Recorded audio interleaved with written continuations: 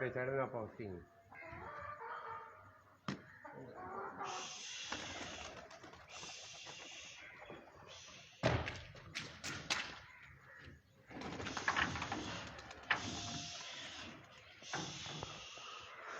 जिंदगी का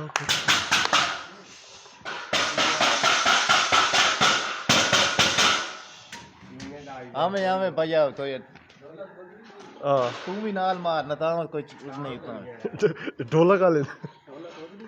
थो यो ते नाल आराम नाल जी आराम नाल सुकून नाल आपे ने डा वंज पर आराम नाल लिया, आराम नाल बाकी खैर है। ए बड़ा औखा था दोस्तां ए ढोल बगावे ना उस्ताद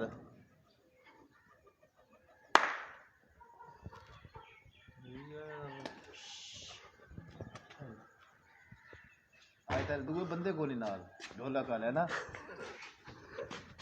तू उस पे चढ़ मान था मैं मरना ढोल या तो दस सही